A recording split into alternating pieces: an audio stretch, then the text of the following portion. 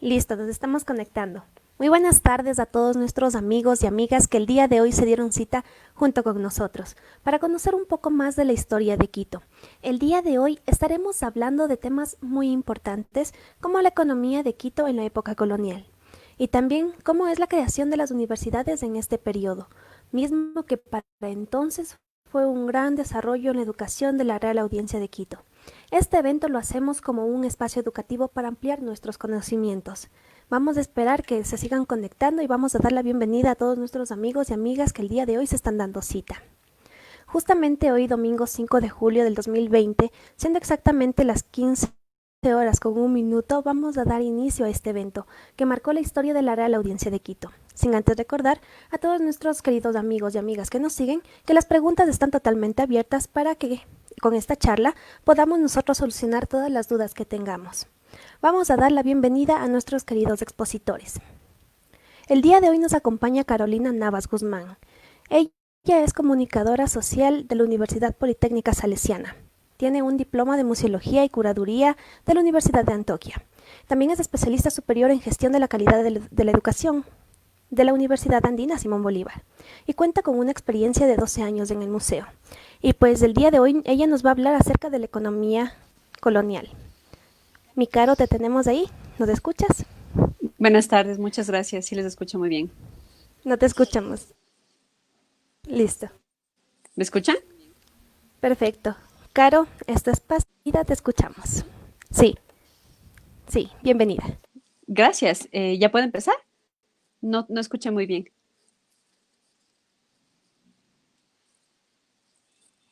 ¿Me escuchas? Adelante, puedes empezar. Ok, gracias. Bueno, primero pues muchas gracias por la invitación que Nicole me ha hecho. Yo no soy una experta en temas históricos, como hizo la presentación Nicole, no soy historiadora. Y bueno, un poco lo que les voy a contar parte de mi experiencia laboral, los años de trabajo que tengo. Me parece que es súper interesante también tener estos espacios de discusión, de debate. La historia es, como yo la veo al menos, es una serie de procesos socioculturales atravesados también por aspectos políticos, sociales, que se pueden leer desde distintas miradas. Para mí la historia no es única, no es unívoca, no es la historia, sino que siempre serán hechos y circunstancias sociales que están sujetas a debate y por eso acepté la participación en este espacio, porque creo que es muy importante que contemos con espacios así y ahora aprovechando la virtualidad para tener sitios comunes donde encontrarnos y hablar de la historia de Quito, hablar de lo que cada uno conoce, sabe, si es que es del interés o está estudiando o se está preparando sobre el tema. Así que nuevamente, pues muchas gracias. Como Nicole había dicho, yo voy a hablar sobre la colonia en Quito. Me voy a centrar concretamente en el siglo XVII, pero también quiero hacer una introducción, un antecedente para hablar cómo se va formando, digamos, este sistema de economía colonial que vamos a hablar de Quito. Pero, como les digo antes, les quiero contar un poco sobre el contexto de las colonias y de las potencias en el mundo que se van a convertir en las líderes de las actividades económicas desde el siglo XV hasta bien entrado el XVII y quizás hasta el XVIII. Bueno, entonces voy a empezar. Entiendo que las preguntas se van a hacer al final, así que bienvenidos, muchas gracias. Para el siglo XV, como sabemos, las potencias del mundo se dedicaban al comercio de esclavos, a la búsqueda de oro y riquezas en Asia principalmente. Países que empiezan a destacar o que tienen una importancia en ese momento serán España, Holanda, Francia e Inglaterra, que eran parte de esta red que buscaba en ultramar, es decir, en zonas lejanas, fuera del continente europeo, estas riquezas.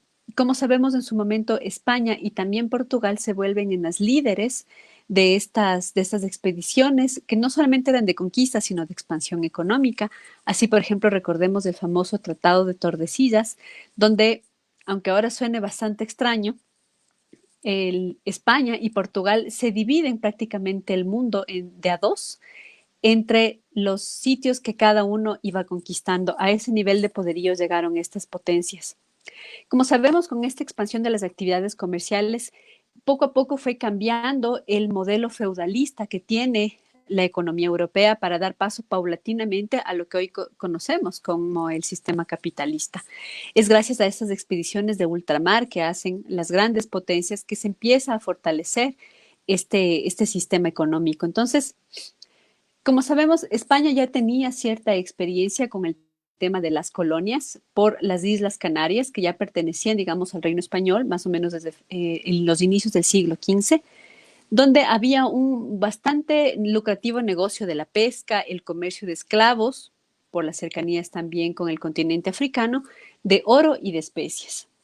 Esa experiencia, digamos, va a animar a que la corona impulse uno de estos viajes transatlánticos que, como sabemos, será uno de los más famosos y que determina el destino de buena parte de la humanidad, que es el viaje que hace Colón a América, que como bien sabemos no parte para buscar nuevos continentes y demás, sino parte para buscar nuevas rutas de comercio hacia las famosas Indias, como se le dominaba en ese entonces al continente asiático. Por eso nosotros sabemos que durante bien entrada el tiempo de la colonia, a América se denomina como las Indias Occidentales.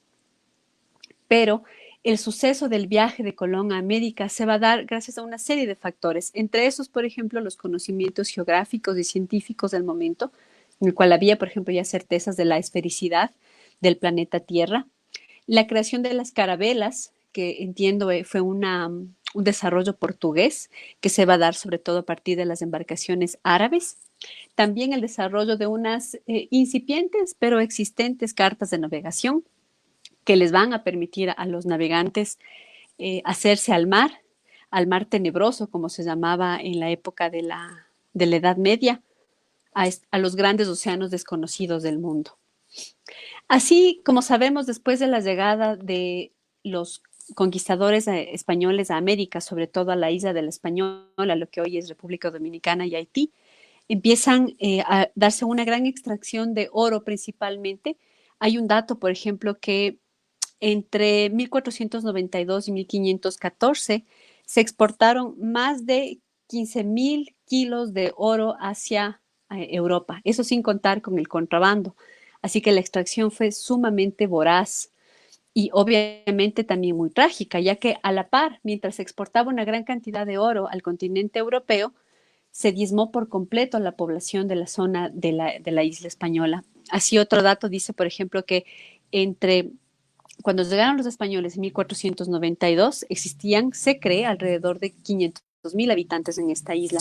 Y después, más o menos hacia el año de 1514, la población cae hasta unos 32,000 personas. Los malos tratos, las enfermedades diezmaron a la población de estas zonas. Y es eso lo que les anima a los conquistadores a buscar nuevas zonas donde extraer riquezas. Por eso se empiezan las empresas hacia Centroamérica y posteriormente las empresas de conquista hacia el sur. Como sabemos, con la conquista española de la zona de los Andes, también implicó que la corona busque establecer límites sobre lo que hacían los conquistadores dentro de América. No querían que el poder se les fuera de las manos. Así, en el año de 1503, o sea, bastante temprano, se establece la famosa Casa de las Contrataciones, que es como la máxima autoridad que va a regir las relaciones económicas entre el Nuevo Mundo y Europa. Y en 1517, algunos años después, se va a crear el famoso Consejo de Indias, que en cambio se va a regular del gobierno, se va a encargar de la regulación del gobierno civil. De ahí sabemos que van a depender los virreinatos, como el virreinato del Perú y el de la Nueva Granada, que es a donde nosotros pertenecimos. En la época de la colonia, en distintos momentos, pertenecimos a los dos virreinatos y también la creación de la Real Audiencia de Quito, que, bueno, es ya un poco más posterior. No se puede negar que el siglo XVI es una época sumamente atroz en la conquista de América e indudablemente también se va a dar eso aquí, principalmente por una de las instituciones económicas que se implantan en la colonia muy temprano, que es el de las encomiendas. Como sabemos, la encomienda le entregaba a un vecino de la ciudad, que era como se les llamaba, o a los señores encomenderos, una cantidad de indígenas a quienes obviamente ellos tenían la obligación de evangelizarles, de enseñarles la palabra de Dios, pero de ellos podrían tener básicamente cualquier derecho. O sea, pensemos un poco en el sistema feudal, hablemos de un señor feudal, digamos, como para hacer una analogía de cómo funcionaba. Esto fue, como se sabe, sumamente criticado, inclusive por muchos sectores de los mismos españoles, y entre esos, quien va a destacar es el famoso Fray Bartolomé de las Casas, este sacerdote dominico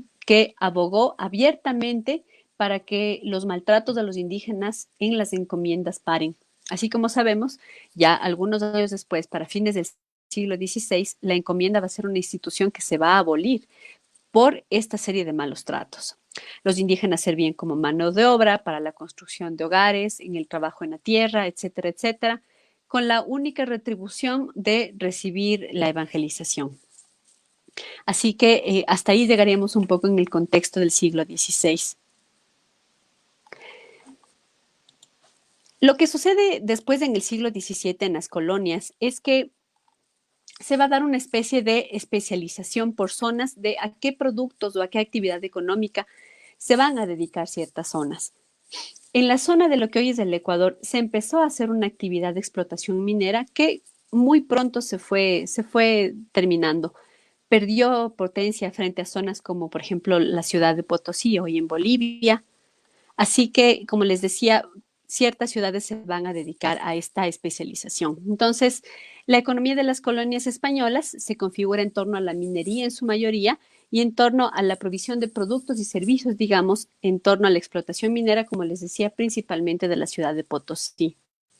Distintas zonas de los virreinatos se especializaron en ramas específicas de la producción, adquiriendo cada región una característica económica singular. Así, por ejemplo, Chile se especializa en la creación de vinos, La Plata en cueros, en yerba mate, mientras que Quito, como muchos sabemos, se va a dedicar a la producción de textiles. Esto se va a dar sobre todo entre finales del siglo XVI e inicios del XVII, y en el XVII es donde se consolida la actividad textil en la zona de Quito. Esa fue la principal actividad económica de la Real Audiencia de Quito en estos años. Pero también se dieron actividades como el comercio de cacao, de café y tabaco, que sobre todo salía desde los puertos astilleros de Guayaquil hacia otras zonas de América, hacia otras partes de las colonias, pero también se iba hacia Europa. Lastimosamente sabemos que para el siglo XVII la corona prohibió que el cacao que se producía aquí llegara hacia Europa, así que se dedicó únicamente para el consumo local. Con eso, una actividad importante de la economía de la Real Audiencia de Quito se vio truncada. También otra cosa u otro factor que es importante es destacar que Quito o la Sierra Centro-Norte, que es la zona de influencia, digamos, de Quito en la época de la colonia, tenía condiciones bastante favorables para la producción textil, tierras fértiles para los pastizales y una gran cantidad de población indígena que sirve como mano de obra para trabajar en los famosos obrajes. Así es como se les denomina a estos puntos de trabajo. También el trabajo textil incluyó la necesidad de tener una especializada división del trabajo. Por ejemplo, existían esquiladores, los lavadores de lana, los cardadores para cardar la lana, tejedores, bataneros, o sea, habían, digamos que dentro del mundo de la producción textil, habían como microoficios específicos que alimentan esta cadena de producción. La mayor parte de maestros tejedores fueron indígenas, hombres y mujeres, que habían demostrado cierta destreza en el oficio, que conocían algo anteriormente. Y ellos transmitían sus saberes a oficiales y aprendices, más o menos como siguiendo la línea de los gremios europeos. Otro aspecto importante también para hablar de la organización económica, política y social de la vida de las colonias y principalmente de Quito es hablar de los gremios y de las cofradías, que es un tema que está muy relacionado. A través de rutas comerciales, una amplia variedad de textiles quiteños de calidad buena, media y ordinaria se vendían. Por ejemplo, habían los famosos paños blancos y negros, que eran bastante famosos, bayetas, sayales, mantas, alpilleras, alpargatas y sombreros, que como sabemos se exportaban, digamos, hacia zonas muy lejanas. Ya hablamos de Potosí, sabemos que se llegó hasta la zona de Panamá, Cartagena en el norte, y obviamente también al interior de la Real Audiencia, lo que trae una buena cantidad de dinero a la Real Audiencia de Quito.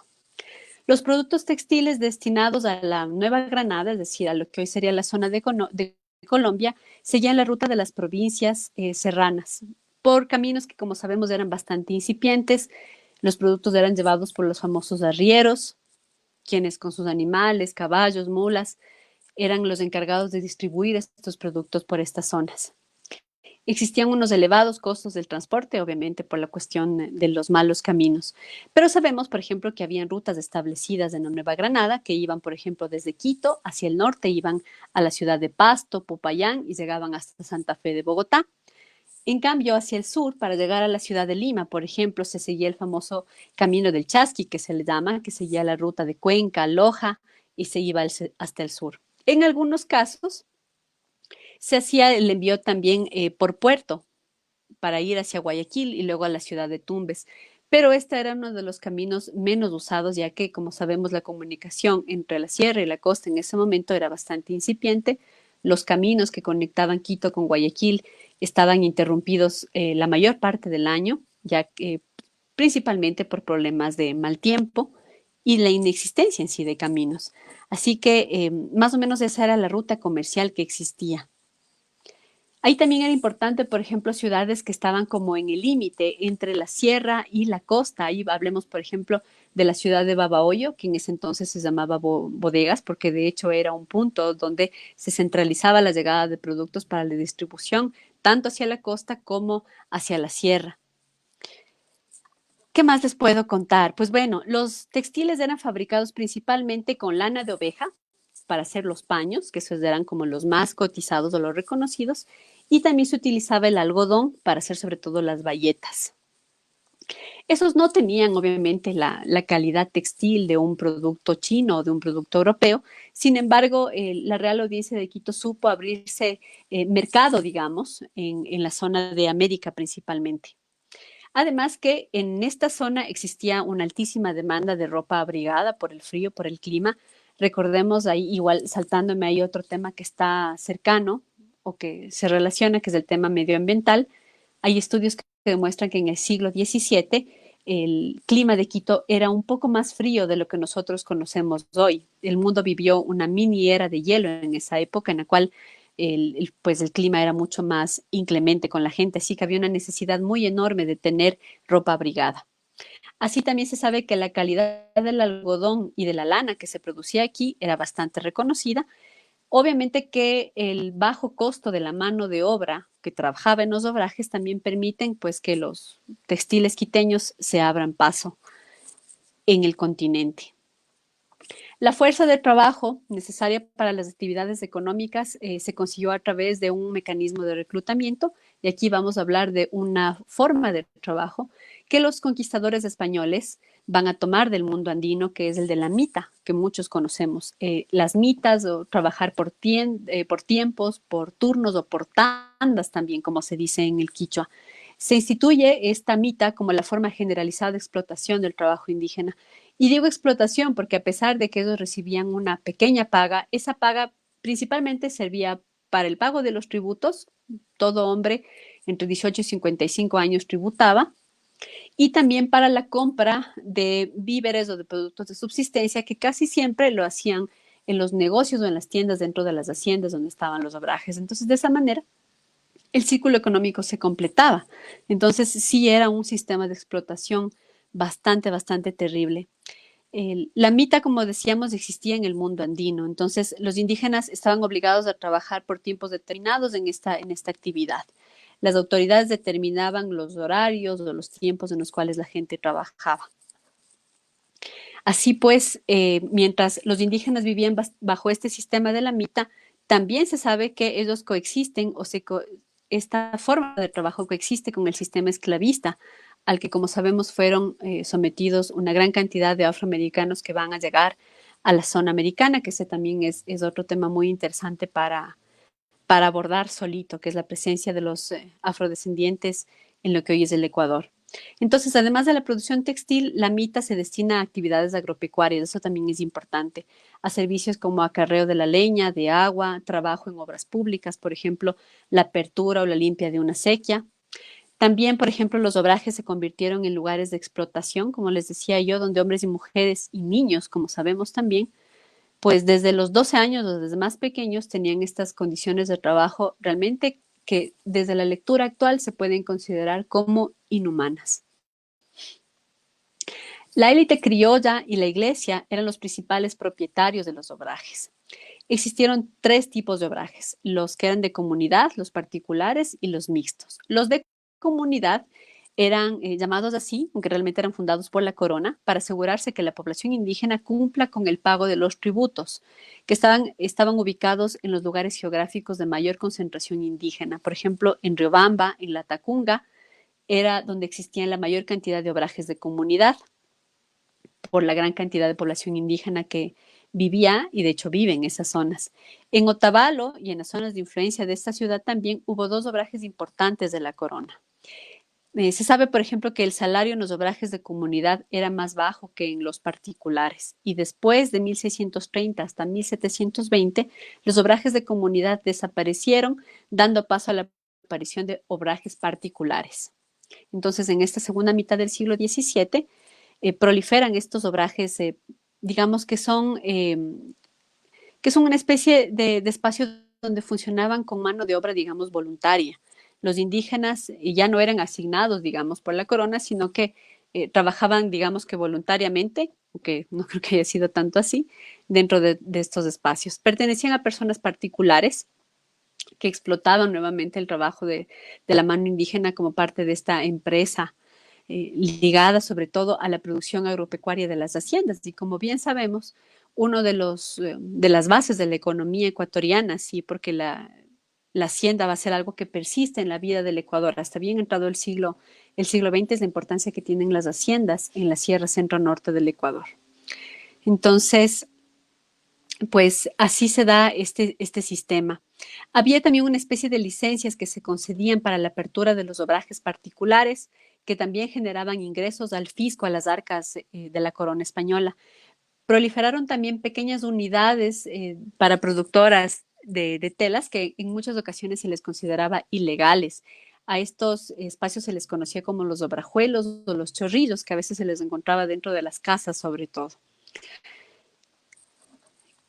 Sigamos más adelante. Por ejemplo, les cuento que en 1681 Quito tenía obrajes particulares en algunas zonas, como en Iñaquito, en Machángara, en la zona de Yaruquí, en Puembo, en Cumbayá, en Chillogallo, con Tocollao, en el centro, en zonas como San Blas, luego también en San Diego, en Luluncoto, en Santa Bárbara, es decir, casi en la mayor parte de parroquias de Quito se habían establecido obrajes particulares, o sea, con dueños particulares. En cuanto un poco a la relación que tiene la actividad de los textiles con el mundo agrario, aquí es importante hablar de la enorme demanda que existía de ovejas, de animales. Se sabe, por ejemplo, que en 1617 las haciendas criaban miles y miles de ovejas y de carneros para la producción textil. Y era en ese entonces, pues como les digo, determinante el sector agrario, ya que se dedica a la crianza de estos animales para la obtención de la materia prima de las telas, pero también, por ejemplo, para el cultivo de los cereales, para alimentar a los trabajadores. Y también, por ejemplo, fue muy importante la producción de algunos tintes, como el nogal, que se utilizaba para teñir las telas, o el de la famosa cochinilla. Entre otras cosas, el comercio interregional generó la entrada de moneda a Quito, eso también es algo que hay que destacar en el aspecto económico, lo que dio lugar a nuevas relaciones y marcó todavía estas ya profundas diferencias sociales que existían entre la población. Como sabemos, la sociedad colonial es estamentaria, sumamente jerarquizada, y con el ingreso de circulante, o sea, de moneda, estas diferencias sociales y económicas se van a marcar mucho más, ya que una gran cantidad de la población no tiene acceso a esta moneda. Y como sabemos, pues con el paso del tiempo, pues esta se convirtió en algo indispensable. Digamos que hasta la época, gran parte de las relaciones comerciales que se dan en la Real Audiencia de Quito se van a seguir basando en el trueque hasta bien entrado el siglo XVII. Pero por otro lado, la riqueza de la élite obrajera supuso el surgimiento de una sociedad en la que convivían tanto la opulencia de estas familias como la miseria y la explotación de la gran cantidad de hombres y mujeres indígenas y negros que habitan en la Real Audiencia de Quito. La producción y comercialización de textiles permitió una acumulación de riqueza a favor de los propietarios de los obrajes, como les comentaba, de los cuales formaron poderosos grupos económicos que dominan la sociedad colonial y se proyectaron a través de sus herederos hasta la República. Eso es lo que yo les mencionaba, como a través del sistema de la hacienda y de las herencias familiares. Este es un núcleo muy importante de la economía que va a existir hasta bien entrado el siglo XIX y el XX. Por otro lado, la actividad textil atravesó situaciones económicas cambiantes desde etapas de muchísimo auge, sobre todo en el siglo, a inicios del siglo XVII, como les comenté, hasta una fuerte recesión que va a entrar sobre todo a finales ya del siglo.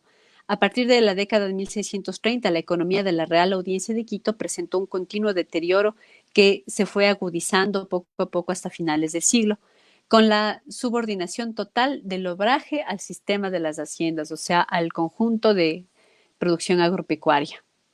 También se sabe que hubo muchísimo contrabando de sedas, de tafetanes chinos y una gran cantidad de textiles españoles que empezó a afectar fuertemente a la producción obrajera de la Real Audiencia. También, por ejemplo, les cuento que el polémico presidente de la audiencia de ese entonces, que fue Antonio Morga, se propuso recuperar la prosperidad de los obrajes textiles de Quito para así darle mayor autonomía y económica y al mismo tiempo mejorar las condiciones laborales de los indígenas. Y en el año de 1634 logró eliminar el control que existía por parte de Lima sobre la producción textil. Además, consiguió que la corona accediera a que se arrienden los obrajes de comunidad a los particulares. Y para 1680 se había dispuesto a la orden de que los obrajes no sean fundados sin autorización de la corona. Asimismo, ningún indio podía ser encarcelado por deudas al obraje, ni se permitía que jóvenes de 12 a 17 años trabajaran en ellos, situación que no siempre merecía lo que realmente ocurría en la realidad. Para finales del siglo XVII se da una profunda crisis de la actividad textil. La principal causa de esto fue, como muchos sabemos, el deterioro de la producción minera de Potosí. La extracción había llegado a su límite, así que la actividad también de las telas en Quito se ve sumamente afectada. En la Real Audiencia de Quito persistía la producción de telas, pero se daba más al interno. Ya no se enviaba hacia otras zonas del virreinato. Sin embargo, para la década de 1690 la economía obrajera pues intentaba subsistir a pesar de problemas terribles como epidemias que azotaron a Quito. Ahora que estamos viviendo una, nosotros podemos hacer nuevamente una relación. Se sabe que entre 1695 y 1694 y 1695, perdón, una gran cantidad de población quiteña muere por las enfermedades que azotan a esta zona. También se dio un fuerte terremoto en la zona de La Tacunga, en la zona centro, La Tacunga, Ambato, Riobamba, que va a diezmar también muchísimo a la población y sin duda afecta terriblemente a la producción textil. Así que eso sería para cerrar el siglo XVII. Luego, bueno, el siglo XVIII es otro momento histórico que hay que leerlo con otra mirada. Pero eso sería todo por parte del siglo XVII en economía. Muchas gracias. Listo, mi Caro, muchas gracias a ti. Bueno, tenemos una pregunta y bueno, dicen, ¿cómo era el pago a los indígenas? Es algo bastante interesante. Decíamos que era un trabajo voluntario que Voluntario. ellos voluntariamente, ¿no? Bueno, entonces dicen, ¿cómo era el pago antes de que este trabajo sea voluntario? ¿Cómo les trataban a ellos en esta parte? Bueno, como decíamos, el trato era absolutamente cruel y el hecho de decir que había un pago era con segunda intención, porque ese pago servía, digamos, yo como indígena que trabajo en un obraje, yo recibía ese pago, pero ese pago luego yo tenía que redistribuirlo porque tenía que pagar el tributo y el tributo era sumamente alto. Los tributos, y ese es otro análisis que hacen los historiadores y la gente que trabaja la historia de la economía, que ese es uno de los grandes azotes que va a tener el sistema colonial en toda su existencia. Uno de los grandes motivos que va a inspirar, por ejemplo, el proceso de independencia era la cantidad enorme de tributos que tenían que pagar los americanos a la corona española, lo que con el paso de los años fue acumulando tensiones hasta generar el proceso de independencia. Pero volviendo a la época que nos atañe, pues el pago se daba así.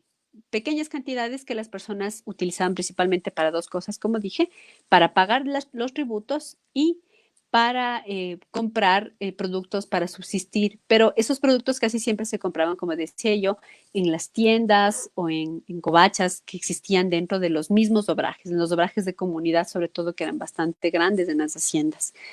Y también, como decíamos, la circulación de moneda no era algo regular, se vivía muchísimo del trueque, que como sabemos también es una forma de intercambio comercial que viene desde el mundo andino y que va a pervivir durante muchísimo tiempo. No sé si ahí respondo a la pregunta.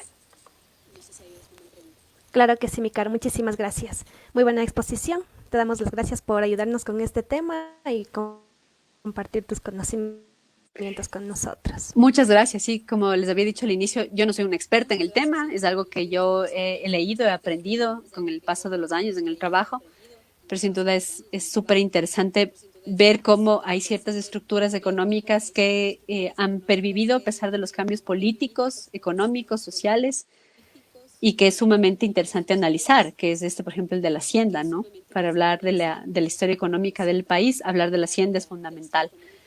Así que muchas gracias. Gracias por la invitación y por escucharme. Gracias a ti, Caro. Bueno, y vamos ahora a dar la bienvenida a nuestro segundo expositor. Él es Jonathan Oña. Él es guía de turismo especializado en avifauna, flora urbana andina y también gastronomía patrimonial. También es el director del proyecto de Turismo Ecuador, Viajes y Aventura. Él hoy nos va a acompañar con el tema de las universidades en la época colonial, cómo se van a crear, quiénes fueron sus mecenas y qué sistema político, pues, o sistema ya de universidad, comenzaron aquí ya a tener. Así que, Jonathan, ¿te tenemos ahí? Sí. ¿Qué tal? ¿Sí me escuchan bien? ¿Me escuchas Listo. bien, Nico? Bienvenido. Claro que sí. Sí, claro que Perfecto, sí. ok. Bienvenido. Así que, Vamos, empecemos. ¿Qué tal, amigos? ¿Cómo están? Muy buenas tardes. Qué gusto poderles ver por aquí de manera digital, de manera virtual. Precisamente, la charla que tenemos para el día de hoy tiene que ver con el tema de la educación, tiene que ver con el tema de las universidades, específicamente en la época de colonia. Entonces, le hemos dividido la charla en tres aspectos fundamentales. Es decir, los inicios de la educación, de lo que conocemos como educación occidental aquí en lo que sería el actual Ecuador, ya los seminarios y después formación de universidades con el tema incluso un poquito que se adhiere ya a la formación de la época de independencia. Entonces, pues iniciemos. Bueno, amigos y amigas, es muy interesante y sobre todo importante conocer cómo viene acá la educación. Decía la educación occidental, la educación formal que nosotros ahora tenemos. Hay que recalcar que cuando vienen estos primeros europeos, muchos eran soldados, muchos también tenían problemas con la justicia, entonces la mayoría en esa época no sabía ni leer ni escribir. Sin embargo, dentro de los 204 principales vecinos fundadores de la villa de Quito, vino el famoso Juan Chipre. Él fue de Grecia. No todos fueron españoles, no todos fueron portugueses, también vinieron gente de muchísimas otras partes del planeta. Entonces, él sí sabía precisamente escribir y también sabía leer. Lo interesante es que se pone como una especie de a cargo de sus amigos conquistadores, vamos a decirlo de esa manera. Entonces, él les enseña a leer, les enseña a escribir, y también algo súper interesante de este personaje es que se puso a cargo de la enseñanza de lectura y de escritura de los primeros mestizos y de los primeros criollos. Es decir, estamos hablando ya después del año de 1541, 1542, cuando comienzan a llegar las primeras mujeres blancas europeas y comenzamos a tener aquí estos criollos, ¿verdad? Entonces, él se hizo cargo de todo esto. Ahora, saltémonos un poquito en el tiempo y llegamos al año de 1552. Aquí los franciscanos ya establecidos forman el Colegio San Juan Evangelista, que esto sería como la especie de piedra angular o inicial para todo lo que tenemos la educación en el proceso de toda la colonia. Uh, 6 años después de 1552, precisamente comienzan a tener esta idea de tener algo más complejo, algo más concreto, con mayores capacidades administrativas y educativas. Entonces forman la Escuela de San Andrés, la misma que duraría hasta el año 1580-1581. En estos años, precisamente, ya entramos al tema de los seminarios. Tenemos dos seminarios, el de San Andrés y también tenemos el seminario de San Luis. El de San Andrés, precisamente, estaba conformado y estaba regentado por los padres franciscanos.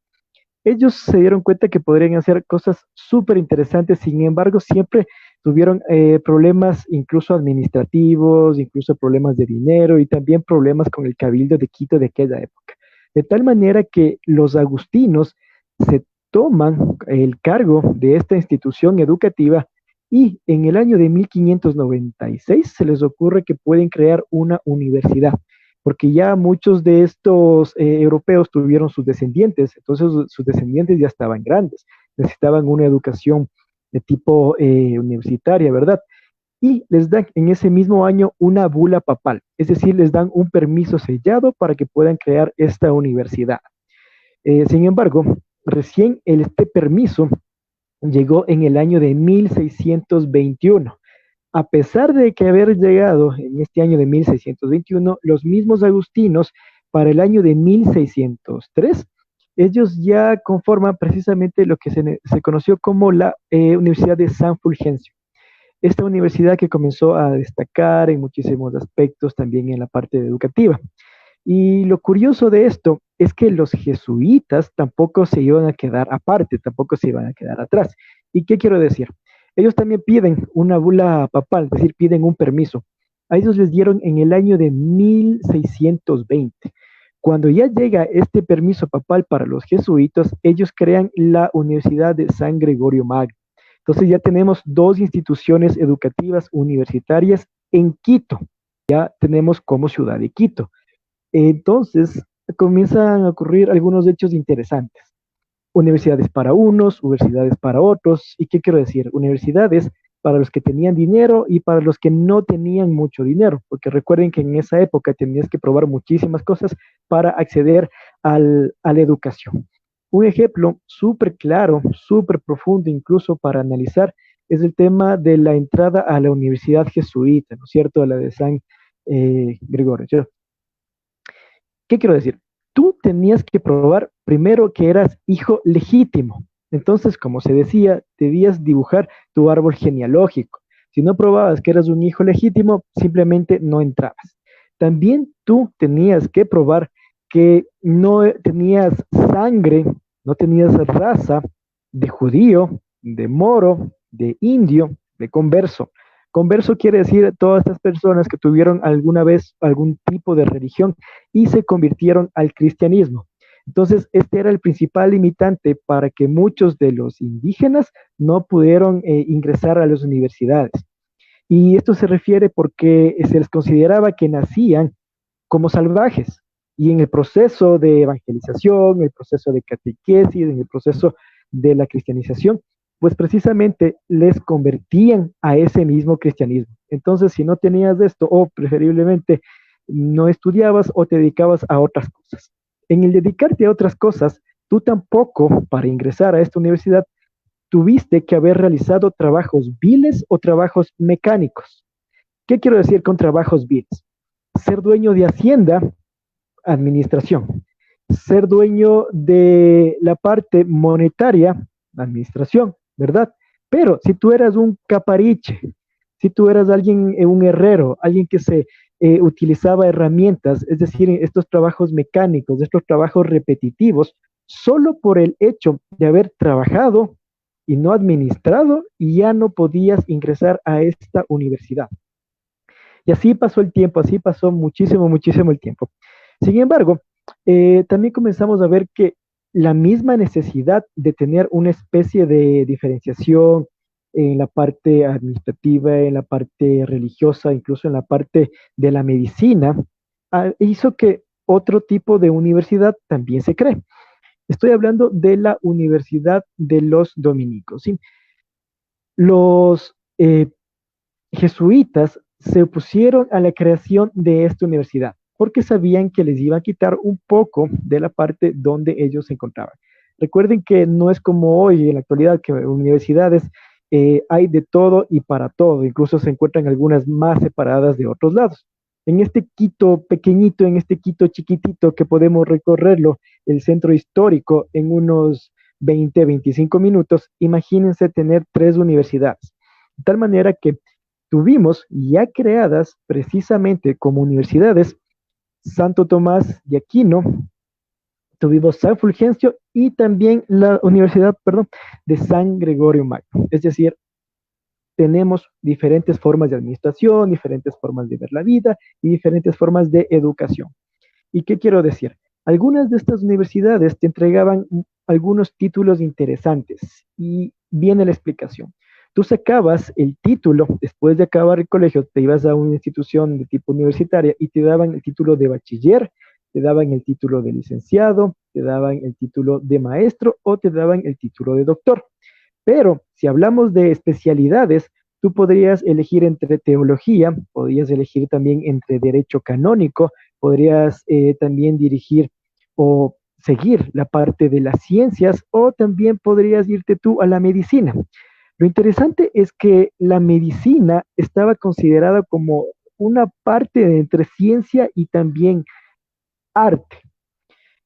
Resulta que en aquella época, es decir, en época de colonia, estamos hablando ya de entrada bastante todos los fundamentos religiosos, todos los fundamentos de la parte europea, era de lo peor, era lo más bajo trabajar precisamente con médicos o trabajar también con estos enfermos, porque precisamente estamos hablando de una época que había muchísimas plagas, de epidemias, de enfermedades, habían sarpullidos, granos, piojos, pulgas, garrapatas y demás. Entonces, era bastante sucia la ciudad. Todas las ciudades latinoamericanas eran así.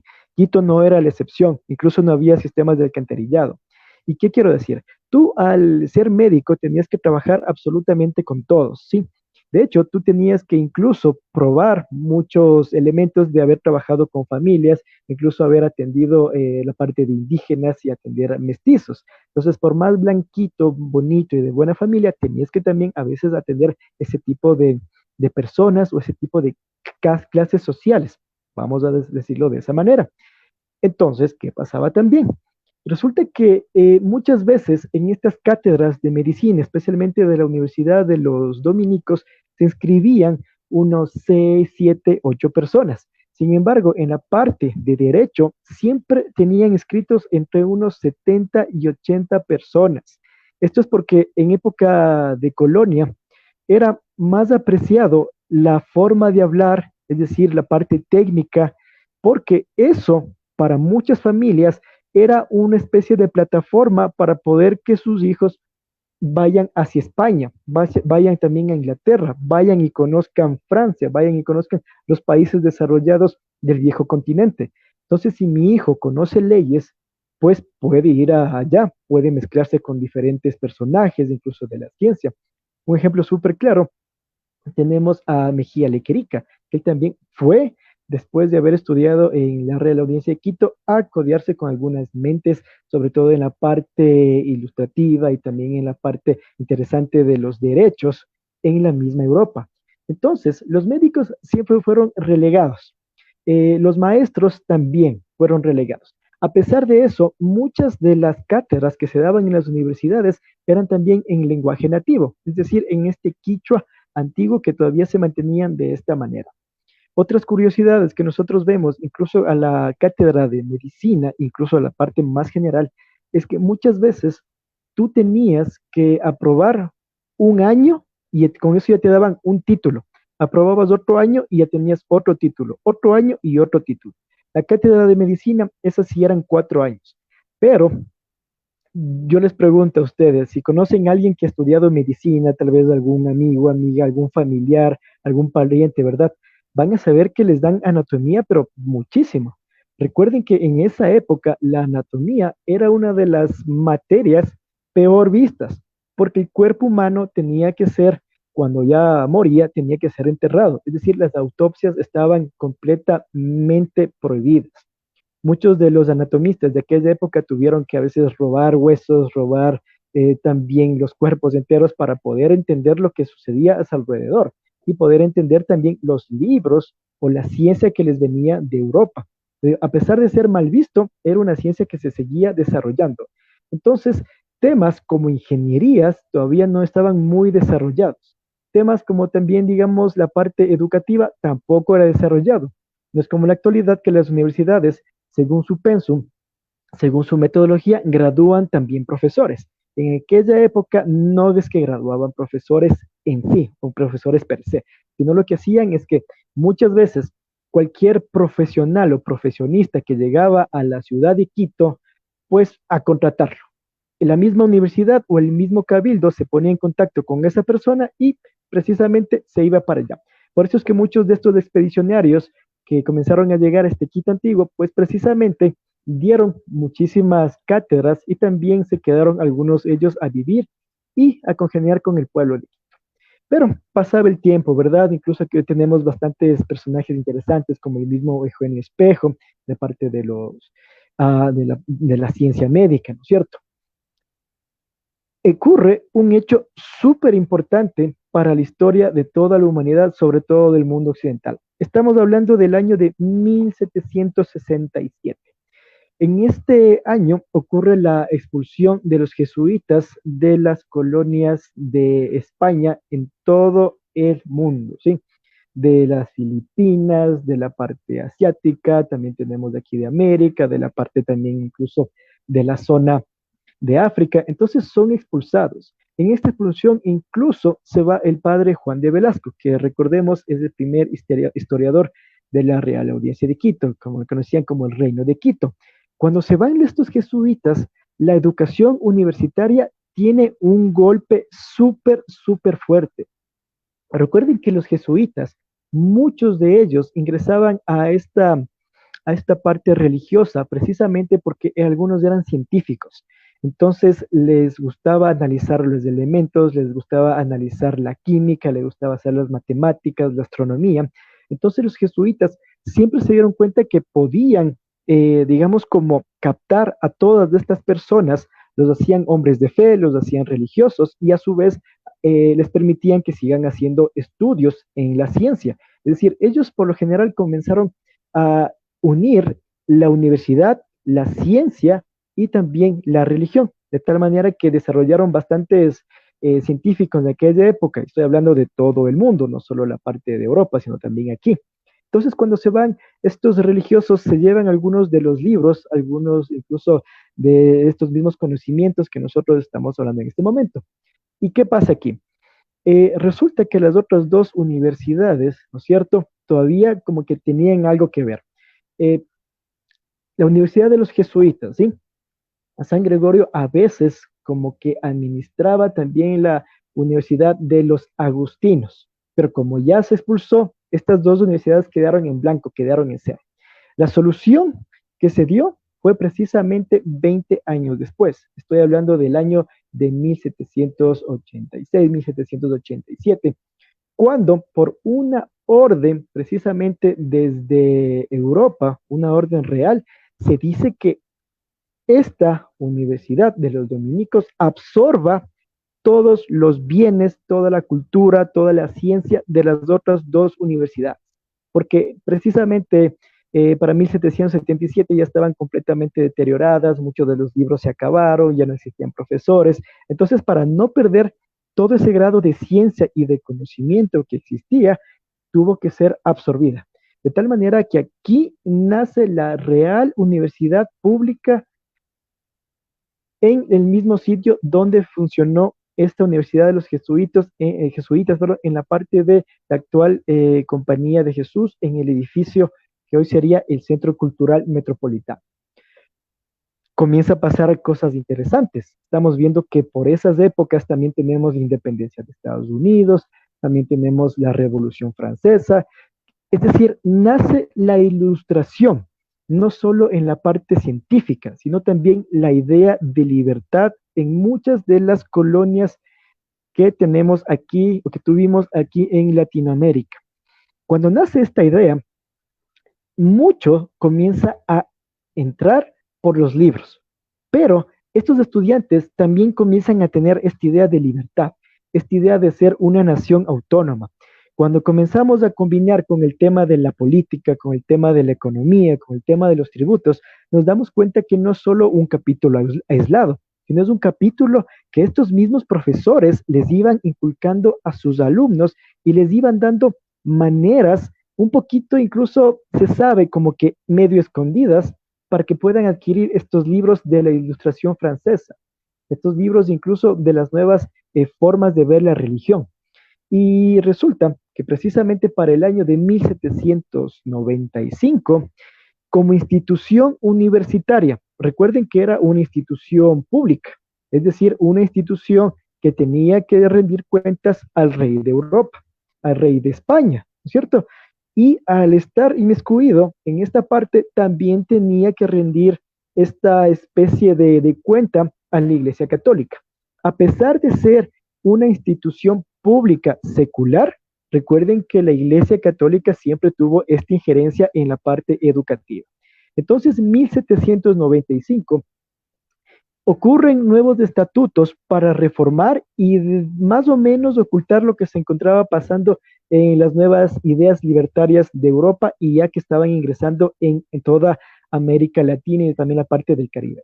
Entonces dicen eh, que bajo ningún aspecto se va a enseñar y de hecho se consideraba anticristiano que se enseñe en esa universidad todo lo que había pasado en la independencia de Estados Unidos y todo lo que había pasado en la Revolución Francesa. Sin embargo, a pesar de todo, aquí vamos a ver que existieron profesores que se opusieron a esto. Profesores que dieron incluso su vida defendiendo los ideales de libertad, los ideales patriotas. ¿Y qué quiero decir? Manuel Quiroga, ¿no es cierto? Él fue patriota libertario. Llegó a ser vicerrector de esta universidad pública, ¿no es cierto? De esta universidad real. Juan de Dios Morales, Antonio Ante, también fueron profesores. Entonces, estos ideales de libertad que se fueron contagiando precisamente de profesores, alumnos, y los mismos alumnos iban llevando al resto de la población quiteña, nacieron aquí. Entonces, podemos ver nosotros también que desde las aulas siempre se ha inculcado esa idea de revolución, esa idea incluso de un bien mucho mayor al personal, sino un bien colectivo, por idea de libertad, por ideas patriotas. ¿Y qué pasó en esta época, no es cierto? Bueno, empezamos a tener algunos elementos también muy importantes, comenzaron a llegar muchísimos libros, la misma universidad comenzó a tener algunos problemas, sobre todo en esta parte, porque sus mismos alumnos comenzaron a contradecir a estos otros alumnos. Incluso se sabe que muchos religiosos tuvieron bastantes, por no decir muchísimos problemas con estos, digamos, proto-revolucionarios, porque comenzaron a llegar ideas de deísmo, politeísmo, de ateísmo. Comenzaron a llegar ideas incluso ya de estas revoluciones y comenzaron a llegar ideas en las cuales la iglesia se separaba del Estado. Entonces, esto no iba precisamente con los ideales de esta institución universitaria. Sin embargo, cuando ya sucede el tema de la revolución quiteña, estamos hablando del primer grito de independencia, ¿verdad? Hay también un paro súper grande en tema de educación. ¿Y qué quiero decir? Estamos hablando de este grito de independencia, ¿verdad? Eh, Pasan los años y por fin tenemos batalla del 24 de mayo de 1822. Entonces, en todo este proceso de tiempo, la educación universitaria cayó en un limbo. Sí había, no lo voy a negar. Estamos hablando que también existían las universidades en la parte de Lima, ¿no es cierto? Las universidades en la parte de la actual Colombia, o también la Universidad de México, que era uno de los institutos más fuertes en la parte de desarrollo de ciencia de aquella época. Incluso aquí se comentaba que existió la escuela pichinchense. La escuela pichinchense fue dentro de la parte universitaria uno de los ejes científicos más prometedores que existió a nivel mundial. Y lo repito, uno de estos ejes que desarrollaba ciencia, desarrollaba tecnología, desarrollaba nuevas formas de ver la vida, involucrando precisamente la botánica, estamos hablando también de Humboldt, estamos hablando de la mineralogía, estamos hablando de astronomía. Entonces, esta escuela lastimosamente desapareció completamente cuando ya ocurrió el proceso revolucionario, el proceso de independencia. Recordemos que Bolívar declara la guerra a muerte a España, ¿verdad? Entonces, todos los recursos se dividían tanto para los patriotas y tanto para los mismos realistas. Es decir, las familias que aportaban muchas veces a estas instituciones educativas apoyaban a uno o apoyaban a otro, pero como ya no tenían para apoyar precisamente a estas instituciones educativas, estas mismas comenzaron a decaer, a decaer, a decaer. De tal manera que se cortó completamente y estamos hablando que desde el año de 1820 hasta ya formada la República, estamos hablando también de 1830, comenzamos a tener nuevamente una idea de universidades, de instituciones públicas. La idea de Bolívar precisamente fue crear varios centros educativos con la idea de separar el Estado y separar la religión, para que podamos tener una forma más secular de educación y también que se pueda complementar muchos de los ejes que Bolívar, Sucre, San Martín, O'Higgins y demás estaban implantando en toda Latinoamérica, porque sabían que ya se comenzaron a crear también institutos educativos universitarios en Estados Unidos, en México, ¿no es cierto? Entonces, para competir y ciencia y tecnología es lo que se quiso crear. Sin embargo, nosotros ya sabemos la historia y por problemas políticos, económicos y demás que ha tenido nuestro país, no se pudo completar o no se pudo desarrollar de excelente manera eso. Ahora, vendría el tema de la Universidad Central, pero ya sería un poquito con la parte incluso de Rocafuerte, que estamos hablando ya de época republicana, pero eso le podemos dejar precisamente para otro tema, otro día de conversación. ¿Sí? Ok. Listo, muchísimas gracias, Jonathan. Bueno, no tenemos preguntas para ti. Muy buena exposición. Bueno, agradeciéndote también por asistir a esta charla y ayudarnos con tus conocimientos. Muchísimas gracias. Martín, muchísimas gracias. Listo, muchísimas gracias a todos nuestros amigos y amigas por darse una cita con nuestro equipo Quilago Quijos Tours y Ecuador Paralelo Cero, agradeciendo una vez más a nuestros expositores por darse el tiempo de compartir con nosotros sus conocimientos. Es un honor contar con ustedes para estos eventos de carácter educativo y muy importante, para conocer también nuestra historia. Muchas gracias amigos y amigas y para recordarles que nos conectamos domingo a domingo. Mi nombre es Nicole Reynos Ortiz, tengan una buena tarde.